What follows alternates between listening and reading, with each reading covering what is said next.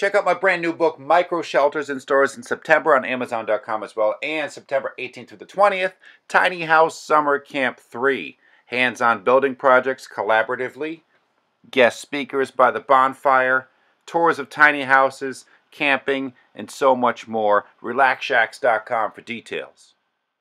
Hey, I'm Deke from RelaxShacks.com here in Happy and Beautiful. It is very nice out. Putnam, Connecticut with Mr. Paul Toussaint as I whir the camera around. Hi, I'm Paul Toussaint from the Empty Spaces Project. Behind me is Ann Montero, and we have Laura Taylor. And we are a non-profit gallery, and every month we change our artwork every month, so please come and join us for our first Friday for an opening. We have Relax Shack, Derek Diedrichsen, who did a little artist cabin for us, and we're going to talk about that.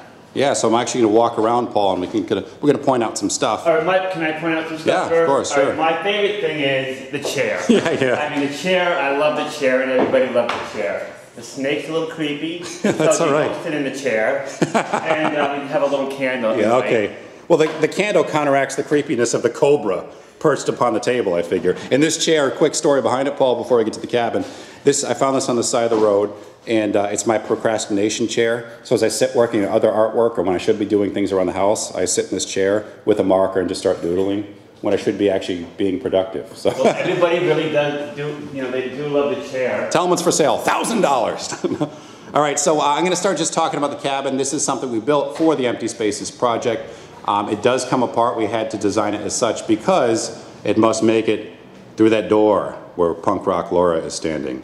Now right there. The tiny cabin is going to be auctioned off or sold, and any ideas that anybody had, please send them our way.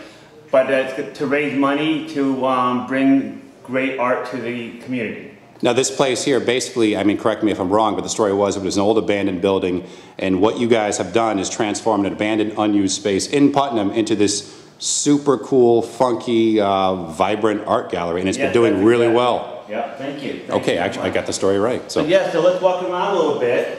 We have Maltee, who is one of our featured artists this month, who donated this piece for the tiny cabin, and we put it right outside the front door of the tiny cabin. We'll put her name on the screen right about here.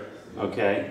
So they can check her out online. A lot of the materials we used were donated, recycled. This is something I designed just on a Wendy's napkin once upon a time, almost literally.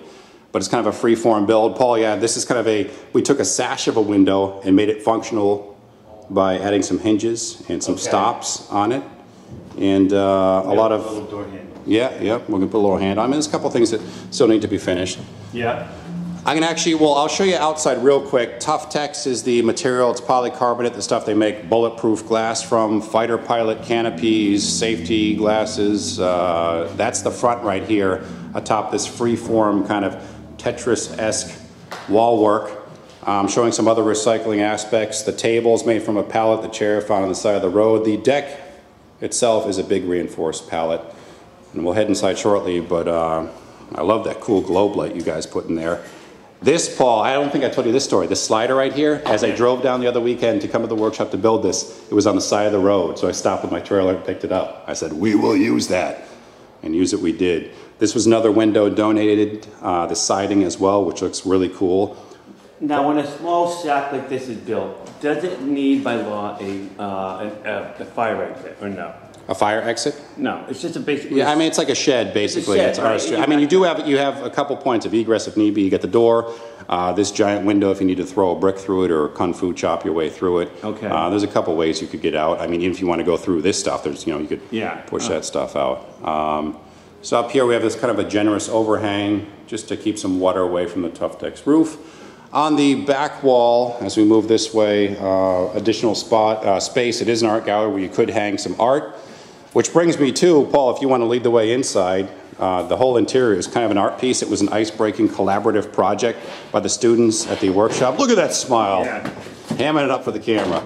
But this is pretty funky, weird. At first, it wasn't so colorful. It reminded me of these scary walls in the movie Candyman, but it got a little more colorful over time.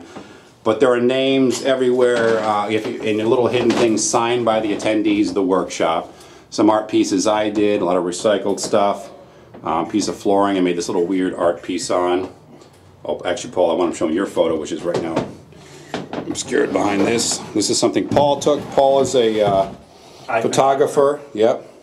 And I like this because it almost looks like a giant Polaroid and has this like X-Files vibe about it. It was printed by Polaroid. It was? Okay. So it is a giant Polaroid. That is pretty awesome. And this is another one. Oh, sorry, Paul. Yeah, the typewriter is another one. It's printed on wood. And we added a few elements for on May 16th. We're having a mixed media swap, found objects. So these little books are part of that. And bought some pillows that she sells at her store, the flying carpet.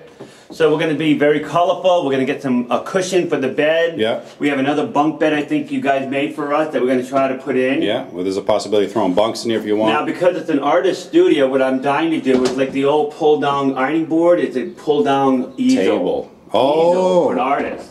So there's a lot of things you guys can do. I mean, yeah.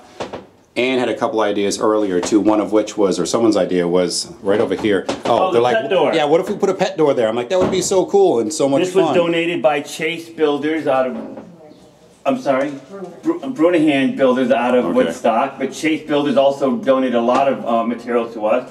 But this is going to be a pet store, pet door. A lot of sorry. A lot of. I just point out there's a lot of headroom up here, ceiling space, which makes such a small space. It's only about 7 by 10 feet, a little bit bigger because up into this point it's about 8 feet. You gain a little bit more with this slight pitch. It's almost like a shipping container. This shaded pitch roof right here. I want to add too. A lot of the little furnishings here, this was like donated by one of the attendees and gussied up with some paint. We put a new top on it. It was really beat before. But with just a little creativity and elbow grease, it looks great. This chair looked like crud before too. One of the attendees painted it up this nice bright orange color, and that's kind of the name of the game. We took a bunch of stuff that was recycled, donated it, and made it pretty. Anne tells me she found this across the river just recently for $1.